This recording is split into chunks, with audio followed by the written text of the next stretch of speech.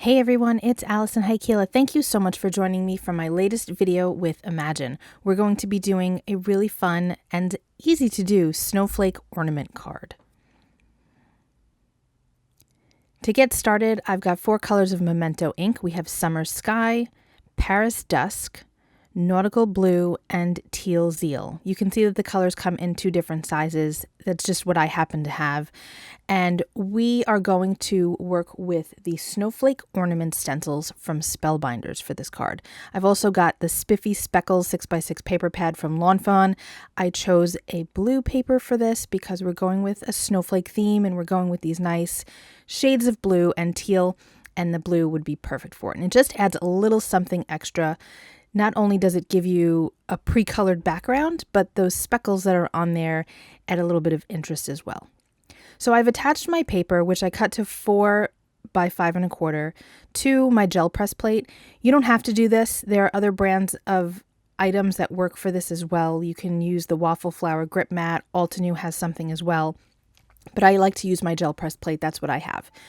So I've got my Summer Sky and a blending brush, and I am applying that color to the large circle. And you can see I have it hanging off of the edge. It makes the design of the card a little bit more dynamic when things kind of hang off the edge. It makes it appear as though there's more happening behind the scenes a little bit, I guess.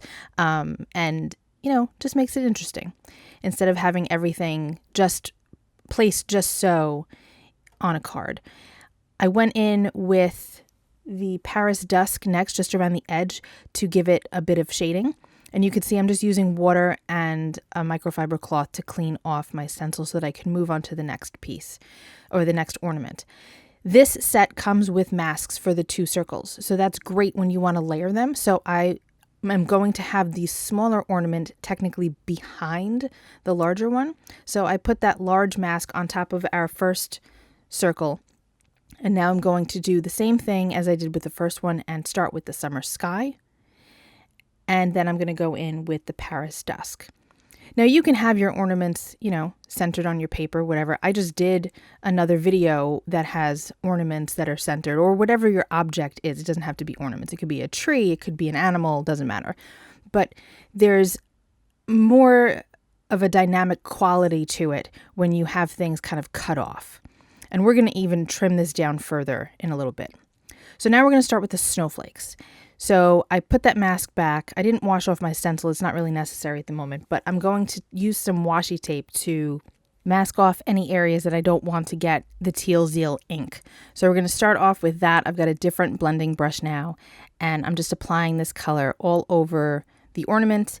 And then we're going to go in with the Nautical Blue and add a little bit around the edges to make that a little bit darker. And you can see that looks really cool already.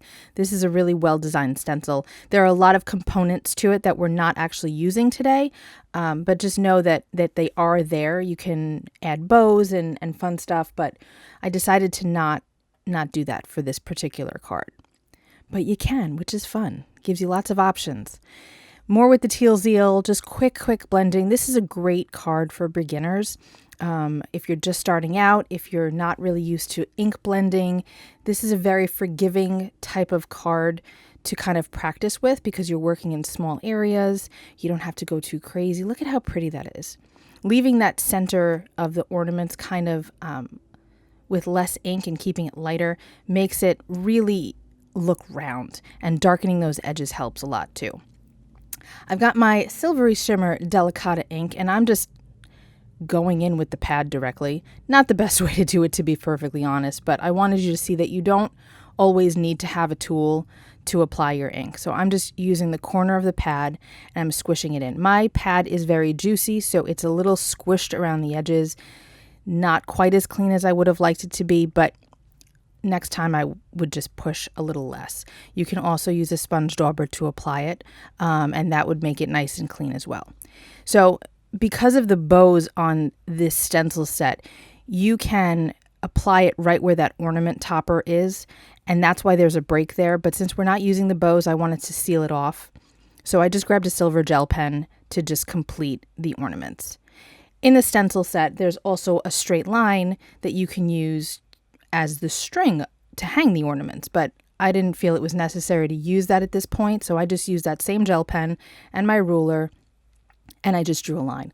Look at how shimmery that is. I love it so much. So I got a little excess ink on the bottom there, and I felt as though there was too much excess space around the ornaments. I needed to bring your eye in a little further. So I cut off a 1/4 inch on each side, or 2 sides, I should say. So that removed the excess ink I had, and it cut off that side of the small ornament, which I wanted to do as well. So now I have the All Seasons Sentiments. These are also from Spellbinders. I grabbed my VersaFine Clair in Twilight, and I'm going to stamp the Let It Snow. Now, truth be told, there's something wrong with this stamp. In production, it got a little wonky. It's not a big deal, nothing to freak out about. So I just grabbed my B39 Copic, and I just finished that W and made it look complete. It was just a production issue with that one particular stamp on that set. The rest of the set is totally fine, and I'm sure if you were to purchase that set, it wouldn't have this issue. It just happened to be on mine. Not a big deal. So now I grabbed the Tiny Dots embossing folder. You guys know I love using my embossing folders, and I ran that through my die cut machine with that to give it some extra texture and fun. But before I did that, I realized I need to add a little bit more color to the edges here. So I have Summer Sky, and I ink blended around the edges just a little bit, just to kind of bring your eye in further, add a little bit more of that blue, and I think it looks cool. Look at that. Just a little something extra. I really like doing this. You don't have to go crazy with it. You don't have to have a bajillion embossing folders for this. If you have a couple of basic patterns, that's all you really need. And the Tiny Dot is top notch in my book. All right, so now I've got this wider border around my top panel because, we cut off some more of that piece. And one of the things that I like to do is kind of create this halo effect, almost a holographic opalescent look without any metallic or opalescent inks. And to do that, you just go around your card base with varying shades of colors. Sometimes I do rainbow, but in this case, I kept it just with the same colors that we used for the ornaments themselves.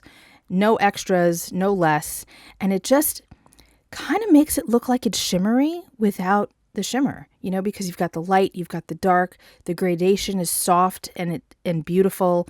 It just adds something extra, and I think it looks really nice. I decided that top panel needed to be a little bit darker there, so I went back in with Paris Dusk, and I should have probably used the Nautical blue. I think I would have liked that a little bit better, but this is fine. I'm quite happy with it.